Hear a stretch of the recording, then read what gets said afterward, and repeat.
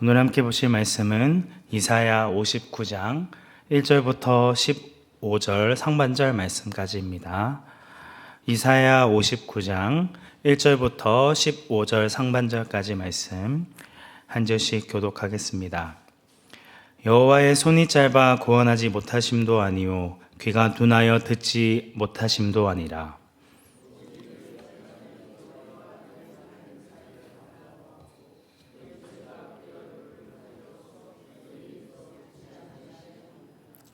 이는 너희 손이 피해 너희 손가락이 죄악에 더러워졌으며 너희 입술은 거짓을 말하며 너희 혀는 악독을 내밀어.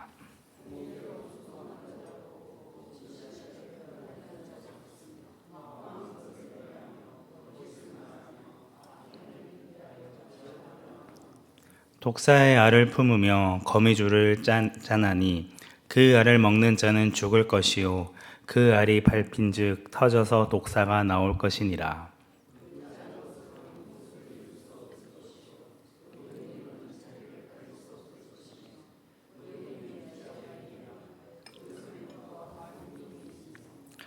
그 발은 행악하기에 빠르고 무죄한 피를 흘리기에 신속하며 그 생각은 악한 생각이라. 황폐와 파멸이 그 길에 있으며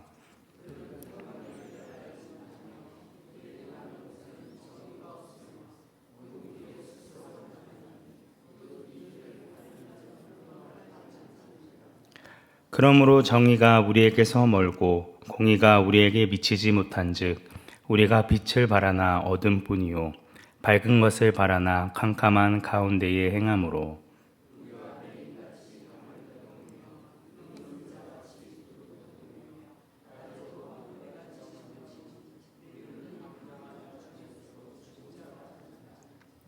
우리가 곰같이 부르짖으며 비둘기같이 슬피 울며 정의를 바라나 없고 구원을 바라나 우리에게서 멀도다.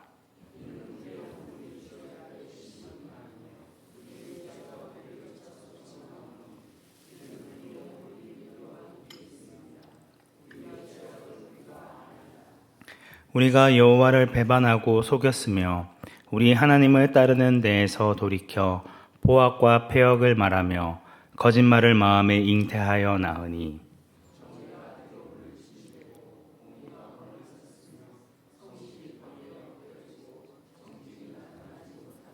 함께 읽겠습니다. 성실이 없어짐으로 악을 떠나는 자가 탈취를 당하는도다. 아멘. 한 주간 특별 새벽 기도회로 이사야 말씀이 한 주간 나눠지지 않는 동안 이사야 5장 분량이 건너뛰게 됐습니다.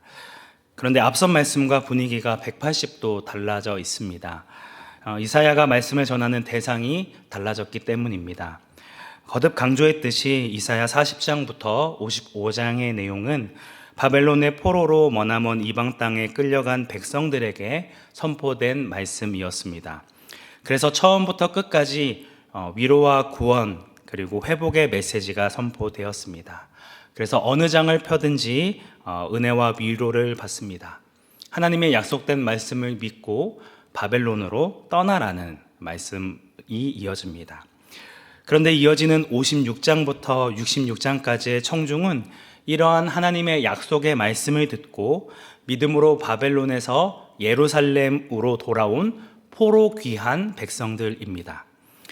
56장부터 66장 말씀 안에는 성전 예배가 언급되고 있고 안식일 제도와 희생 제사 등이 이미 실행되고 있었습니다. 그러므로 56장부터 66장의 말씀은 40장부터 55장의 말씀을 기준으로 삼을 때 적어도 한 세대 이상의 시간이 흐른 후라고 이해하시면 좋습니다.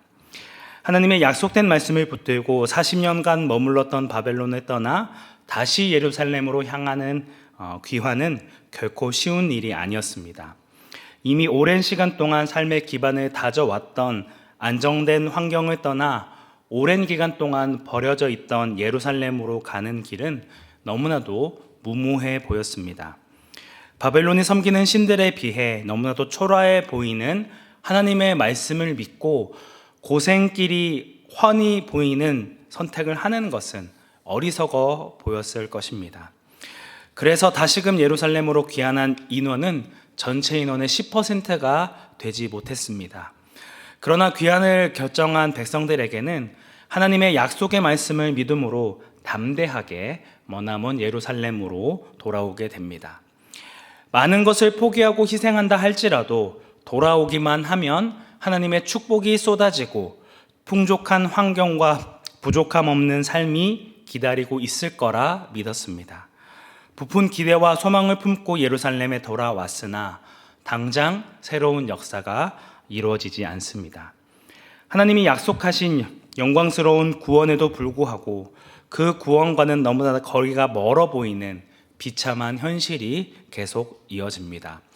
오히려 바벨론을 떠날 때보다 경제적으로나 안보적으로 훨씬 더 열악한 환경에 처하게 되어집니다.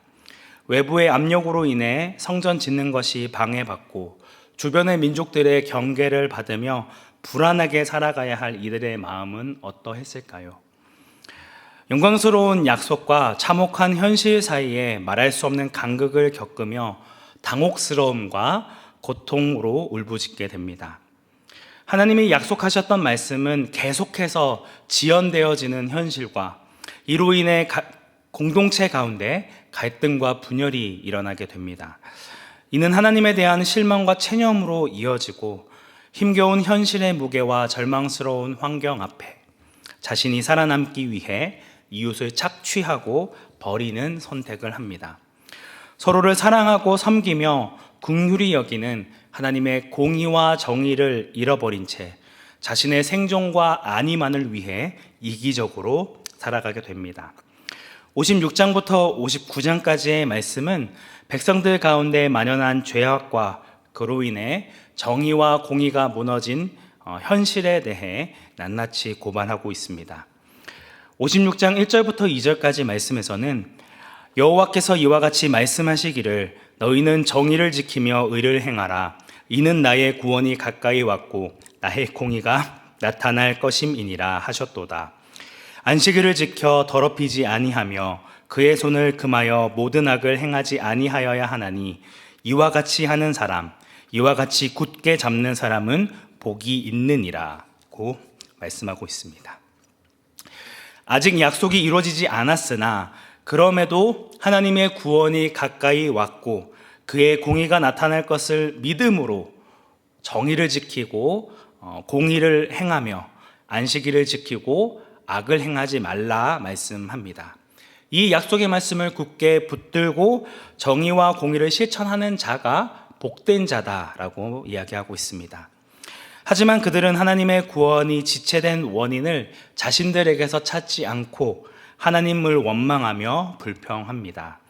58장 3절 상반절 말씀에서는 우리가 금식하되 어찌하여 주께서 보지 아니하시오며 우리가 마음을 괴롭게 하되 어찌하여 주께서 알아주지 아니하시나이까 라고 분노를 터뜨리고 있습니다. 우리가 금식이라는 극단적인 방법으로 예배하고 간구를 하면 반응을 좀 보여주셔야죠. 어찌 우리의 마음을 이렇게 괴롭게 하십니까? 라고 따지고 있습니다. 이에 대해 하나님께서는 뭐라고 반박하십니까? 3절 하반절 말씀입니다. 보라 너희가 금식하는 날에 오락을 구하며 온갖 일을 시키도다. 여기서 오락을 구하며라는 말은 자기의 일을 추구한다라는 뜻입니다. 외적으로는 금식하면서도 자신의 일을 추구하고 자신의 일꾼들을 억압하는 상황을 표현합니다. 자신에게 필요한 일들, 유익한 일들은 쉼없이 추구하면서도 아랫사람을 억압합니다. 그리고 4절 말씀에서는 금식하면서 논쟁하고 다투며 악한 주먹으로 치기까지 합니다. 그들의 금식은 이기적인 이윤을 추구하고 계산하며 다른 사람을 무시하고 논쟁하는 형식적인 예배였습니다. 이에 하나님께서는 자신이 기뻐하는 금식이 무엇인지 알려주십니다. 우리 58장 6절부터 7절까지 말씀 함께 합독하도록 하겠습니다. 내가 기뻐하는 금식은 흉악의 결박을 풀어주며 멍에의 줄을 끌어올려주며 압제당하는 자를 자유하게 하며 모든 멍에를 꺾는 것이 아니겠느냐. 또 줄인 자에게 내 양식을 나누어 주며 유리하는 빈민을 집에 들이며 헐벗은 자를 보면 입히며 또 내 곤욕을 피하여 스스로 숨지 아니하는 것이 아니겠느냐. 아멘. 사회적 억압으로부터 고통을 당하는 이들을 자유롭게 해주고 가난하고 도움이 필요한 자들에게 자비를 베푸는 삶을 살라는 것입니다. 이를 위해서는 자기 부인과 자기 포기가 요구되어집니다. 자신을 위해 살고자 하는 이기적인 마음과 자기 중심적인 생각을 부인하고 내려놓아야 이웃사랑을 행할 수 있는 것입니다. 쉽게 말해 공의와 정의를 행하는 것이 진정한 금식이고 예배이다라고 말씀하십니다. 그러나 그들은 하나님의 공의와 정의를 행하기 위해 자신을 부인하고 자신의 소유를 내어줄 생각이 전혀 없습니다. 결국 이사야 선지자는 이렇게 선언합니다. 오늘 본문 1절과 2절 말씀입니다. 여호와의 손이 짧아 구원하지 못하심도 아니요 귀가 둔하여 듣지 못하심도 아니라 오직 너희 죄악이 너희와 너희 하나님 사이를 갈라놓았고 너희 죄가 그의 얼굴을 가리어서 너희에게서 듣지 않으시게 함이니라. 너희에게 구원이 없는 이유는 여호와의 손이 짧거나 귀가 둔하여 듣지 못하심이 아니라 너희의 죄악 때문임을 분명히 강조합니다. 죄의 결과 하나님의 얼굴이 가려졌습니다. 여기서 가리다라고 번역되어진 히브리어 단어는 숨기다라는 뜻이 있습니다. 하나님 스스로 숨은 것이 아니라 백성들의 죄가 그분의 얼굴을 덮은 것입니다. 인간들이 죄에 집중하고 있기 때문에 하나님이 거기 계심에도 불구하고 하나님을 보지 못하고 가려진 것입니다. 이에 이사야 선지자는 사람의 신체에 빗대어 백성들의 죄를 폭로합니다. 3절 말씀입니다. 이는 너희 손이 피해 너희 손가락이 죄악에 더러워졌으며 너희 입술은 거짓을 말하며 너희 혀는 악독을 내미라. 제일 처음 등장하는 신체 부위는 손입니다. 하나님의 백성이라면 손을 높이 들어 하나님을 찬양하고 경배해야 할 것인데 그들의 손에는 피가 묻어 있고 손에는 죄의 때가 묻어 있습니다. 손가락으로 번역된 히브리어 단어는 손가락이라는 뜻도 있지만 잡다라는 뜻도 함께 있습니다. 욕심을 부리며 무언가를 꽉 움켜쥔 손을 떠올려 보십시오. 우리는 정말 하나님을 높이기 위해 예배의 자리에 나오고 계십니까? 아니면 내 손을 가득 채울 탐심과 욕심으로 하나님께 손을 벌리며 있지는 않으십니까? 내가 쥐고 내려놓지 못하고 있는 것이 무엇인지 스스로 질문해 보아야 한다는 것이죠. 이어서 등장하는 신체 부위는 입술입니다. 그들은 입술로 주님을 찬양하는 대신 거짓을 말하고 있습니다. 입을 열면 진리를 죽이고 거짓말을 늘어놓는 자들입니다. 이들의 대표적인 심리는 과시입니다. 자랑은 하고 싶은데 현실은 형편이 없으니 거짓말로 자신을 가리고 치장하는 것입니다. 인간이 거짓말을 하는 이유는 결국 자기 욕심 때문입니다. 자신이 부족하고 모자라면 사실대로 저는 이것밖에 안 됩니다 라고 인정하면 되는데 욕심이 그렇게 하지 못하게 만듭니다. 결국 죄악은 마음에서 생각으로 그리고 자신의 생각에서 행동으로 이어지게 됩니다. 자신의 마음을 가득 채운 욕심이 자신의 생각을 장악하게 되고 결국은 행동으로 드러나게 됩니다. 자신에게 없는 것을 거짓으로 만들어내고 속이고 거짓말이 거짓말로 끝나지 않고 악한 행동으로 이어지게 됩니다. 그리고 악행을 잉태하여 결국 죄악을 낳게 되어집니다. 이러한 죄악으로 가득한 세상은 다른 어떤 곳보다 가장 공의가 실현되어야 할 법정에서 불법과 부정으로 가득한 판결로 가득하게 되어집니다. 모두가 자기가 욕망하고 소망하는 헛된 것을 의지하며 죄를 계속해서 낳게 되어집니다. 이사야는 이러한 죄악들을 독사의 알을 품는 것과 거미의 줄을 짜는 것에 비유하고 있습니다. 알을 품는다는 것은 엄청난 노력과 함께 오랜 시간을 필요로 하는 일 아닙니까? 다른 일을 접어두고 알에 모든 마음과 관심을 쏟았는데 그 품은 것이 독사의 알이라면 어떻게 되겠습니까? 알에서 나온 독사가 자신을 품어준 자도 물고 남도 물게 되어지죠. 이것이 바로 죄의 결과입니다.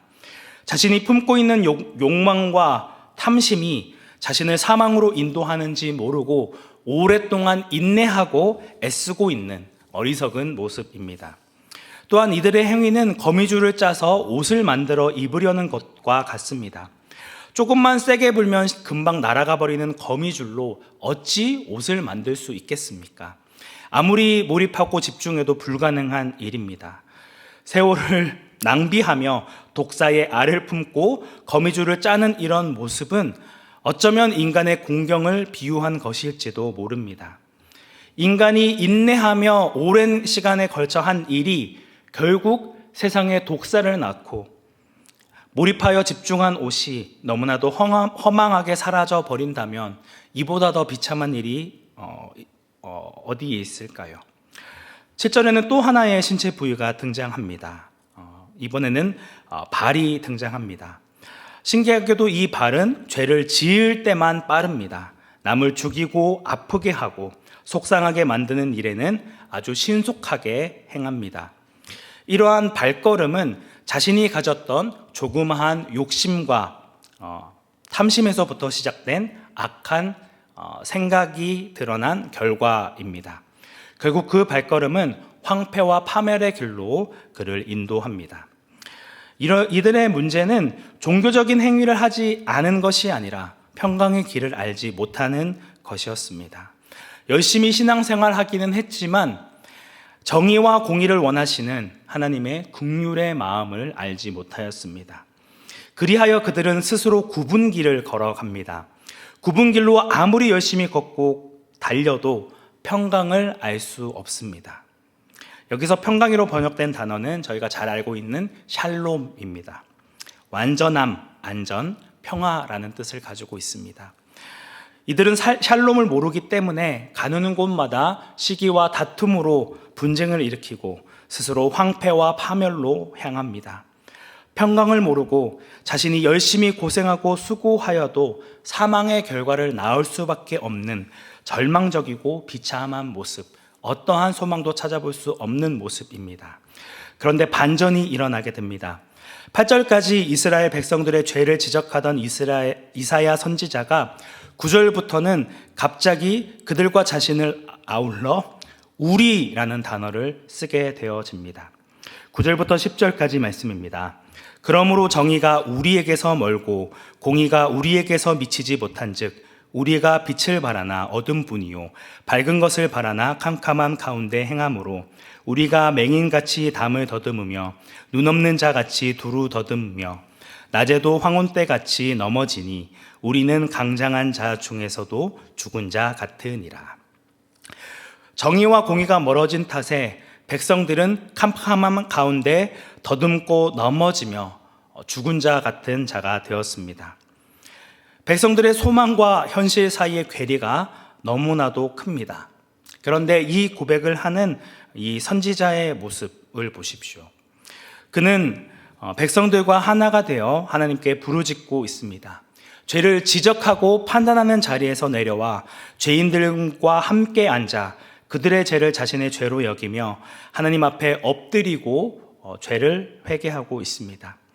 공의와 정의가 사라지고 어둠만이 남은 이들이 곰이 으르렁대듯이 비둘기가 슬피 울듯이 절망적으로 탄식하지만 그들이 느끼는 것은 도저히 하나님의 정의와 구원을 바랄 수 없는 소망 없는 자라는 사실을 깨달을 뿐이었습니다. 이사야를 통해 죽음의 위협에 직면하고서야 자신이 죄악에 빠진 삶임을 깨닫고 인정하게 되어지는 것이죠. 우리 12절 말씀 함께 합독하도록 하겠습니다. 우리의 죄가 우리를 쳐서 증언하노니 이는 우리의 허물이 우리와 함께 있음이니라. 우리의 죄악을 우리가 아나이다. 원래 죄인은 자신의 죄를 알지 못합니다. 하지만 하나님이 어떤 분이신지 아는 이사야 선지자가 개입하자 자신들의 죄를 알고 이를 증거하게 되어집니다. 자신들이 허물이 있음을 인정하고 하나님의 도움을 찾는 자들이 되어집니다. 이어지는 13절부터 15절 상반절까지 말씀에서는 이사야 선지자를 통해 죄를 깨달은 이스라엘 백성들이 자신들이 저질러 온 죄를 고백합니다. 그들은 정의를 뒷전으로 밀어버리고 공의를 멀리 제쳐버렸습니다. 거리에는 성실이 엎드려졌고 정직은 나타나지 못했습니다. 정의와 공의가 무너져버린 사회, 성실과 정직이 무너진 사회, 이 세상이 바로 여호와를 배반하며 하나님을 따르는 데에서 돌이키는 행동이라는 것을 말씀하고 있습니다. 악을 떠나는 자가 탈취당하고 반대로 악한 자가 풍요롭게 살아가는 시대가 바로 우리가 살아가는 시대입니다. 자신이 공들여 품고 있는 알이 독사의 알이며 자신이 애써 만든 길이 굽은 길인지 알지 못한 채 죽음의 길로 향하는 것을 당연히 여기는 시대입니다. 그럼 오늘 우리는 어떠한 삶을 살아가야 할까요? 1절부터 8절까지 하나님을 원망하던 백성들의 모습과 이어지는 9절부터 15절 상반절 말씀까지 자신의 죄를 자복하는 백성들의 모습은 완전히 다릅니다. 이런 차이를 가져오게 된 것은 이사야 선지자가 백성들의 죄를 자신의 죄로 받아들이고 간구한 데 있습니다. 이사야가 너희를 우리로 바꾸어 호칭한 것처럼 하나님께서도 우리를 너희라 부르지 않으시고 우리라 말씀하십니다. 정의와 공의를 찾아볼 수 없는 시대 가운데서 우리를 구원하시기 위해 백성들의 죄를 대신 짊어지시고 십자가에 달려 죽으신 예수 그리스도로 말미암아 아무런 소망 없었던 우리가 하나님의 구원을 바랄 수 있게 되었고 하나님이 원하시는 정의와 공의의 삶을 살아갈 수 있는 올바른 길을 걷게 되어진 것입니다. 58장과 59장의 말씀은 역설적으로 회복될 이스라엘의 올바른 모습을 보여주고 있습니다. 지금 그들에게 필요한 것은 자신에게 주어진 환경과 조건과 사람으로 인해 좌절하거나 낭망하는 것이 아니라 하나님께서 원하시는 공의와 정의의 삶을 살아가는 것입니다. 사랑하는 성도 여러분, 우리는 우리의 주어진 상황과 환경으로 인해 우리에게 주어진 삶의 자리에서 예수님의 사랑과 은혜를 베풀며 그들을 긍휼히 여기고 계십니까? 이사야와 같이 먼저 하나님의 사랑을 알게 된 자로 자신이 죄인인지 알지 못하는 자들에게 그 사랑을 전하고 증거하고 계십니까? 자신의 생존과 안위만을 위해 살아가는 자기중심적인 세상 가운데서도 주님께서 우리를 위해 모든 것을 내어주셨듯이 우리 역시 도움이 필요한 지체와 이웃을 위해 자신의 것을 내어주는 온사랑교회 성도님들이 되시기를 주님의 이름으로 축복합니다.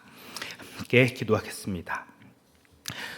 은혜가 충만하신 하나님 아버지, 온몸으로 죄를 짓고 애쓰고 노력하여도 평강의 길을 알지 못한 채 사망의 길로 향할 수밖에 없었던 소망 없는 존재가 우리였음을 고백합니다.